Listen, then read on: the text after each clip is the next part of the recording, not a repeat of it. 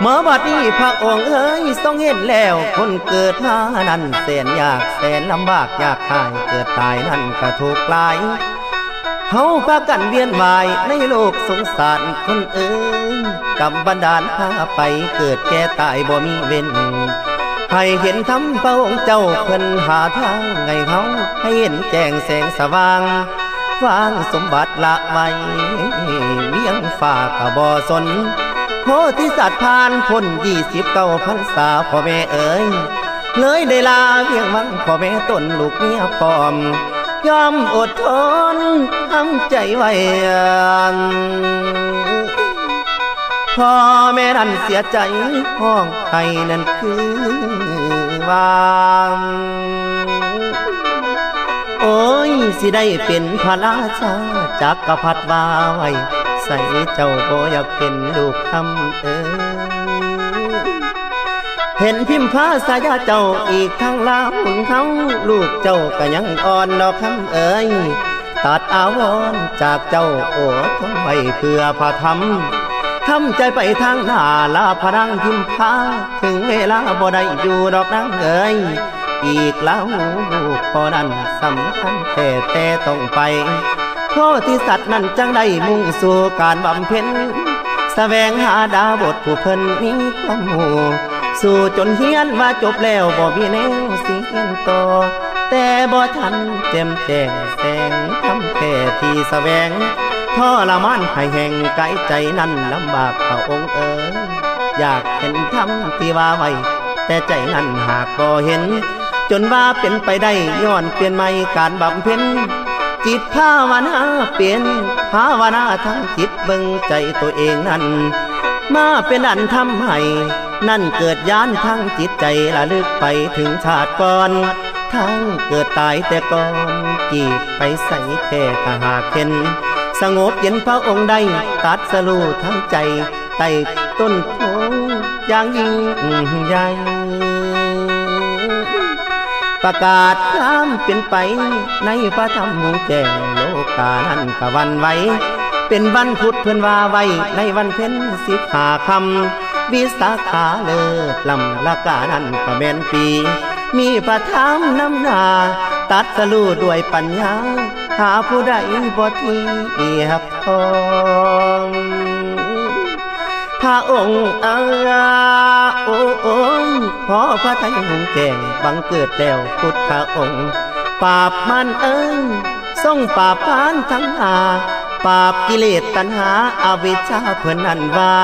มีปัญญาแก่การพานแล้วได้อยู่เย็นเห็นความจริงที่มีให้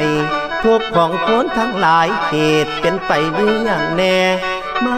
ดับใดแท้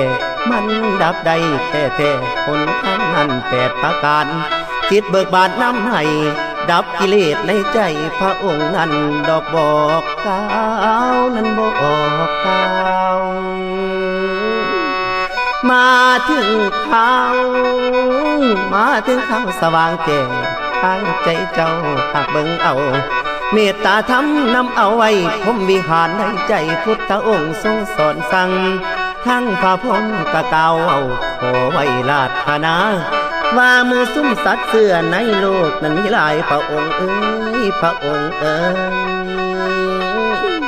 ก่อนสิตายได้ฟังธรรมหากสิมีปัญญาแจ้งมีธุลีในตาน้อยอาจสิพอได้เห็นหงมุ่งตามทางพุทธเจ้าตามเข้าสู่นิพพานเป็นเหตุการณ์ในเฮาพระบรมมรรค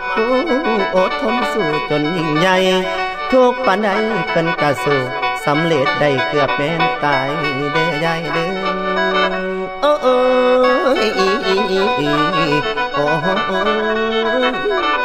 ทุกปานใดเพิ่นก็สู้สำเร็จได้เกือบแม้นตายน้องพี่น้องเฮาทั้งหลายจดจำไว้ชีวิตคนมันทุกข์หลายกว่าสิได้นั่นคือว่า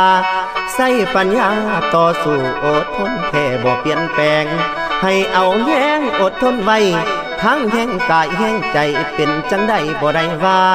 วันเวลาสิซอยให้คนนั้นหากสิดีถึงมีจนก็ต้องสู้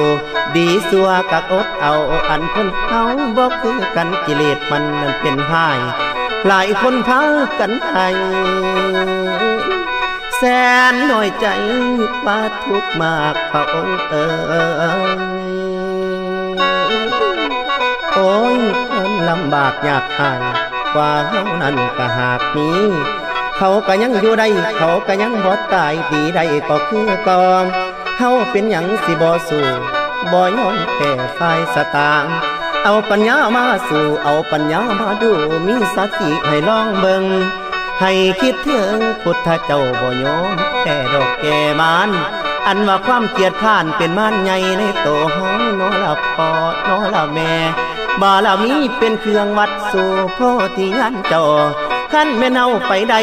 ให้สังเวชในจิตใจให้พระธรรมนั้น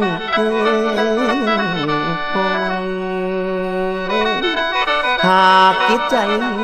ให้หงแจ้งแสงธรรมนั้นสิส่องไปหากมีบุญไปทางหน้าไปพุทธคายาได้ปัญญาอย่างแนมให้เข้าถึงนอแกนแค่ต้นโพนั้นกาบเก็ดยังบ่เป็นหยังบ่เห็นหน้าเห็นพุทธคายาพระองค์เจ้าคือยังอยู่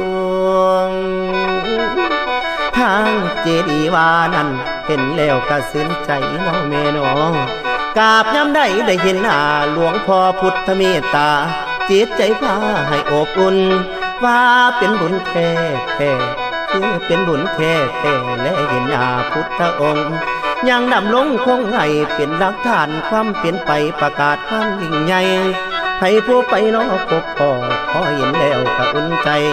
น้ำตาไหลน้องนางน้ำตาแห่งศรัทธาไหลมาบ่งเมืองแล้วแม่คำเอ๋ยศรัทธาเสือสืบสร้างเคยมาแล้วอิ่มบ่เป็นอธิษฐานไปมือหน้าเป็นจังบุญน้ำพามาแล้วให้มาใหม่เมืองอินเดียบ่ไกลแต่ใจนั้นหากบ่ไกลหากมีบุญทำให้เกิดศรัทธาในใจสิไปได้บ่ต้องห่วงบุญกุศลทั้งปวงขอให้มาทรงอยู่สำเร็จให้ดังประสงค์ให้เฮาคงถือมั่นเอาแต่สิ่งสำคัญพระท่านนั้นสอนสั่งเป็นพลังต่อสู้มารหายบ่หวั่นเกรงขอให้เฮาเพียรเพ่งคือดังโพธิสัตว์เด้อแม่เด้อบารมีเป็นเครื่องวัดสู่อรหันต์แจ้งแสงประธรรมยังคอยทานคอยรอวันเวลาไผสิมาจูดต่อคอยเฮาโนพี่น้องรักษาไว้แม่นซอยกันเจริญแล้วให้อยู่เย็นคนเฮาเอ้ยโอ้ยนอโอ้ยนอโ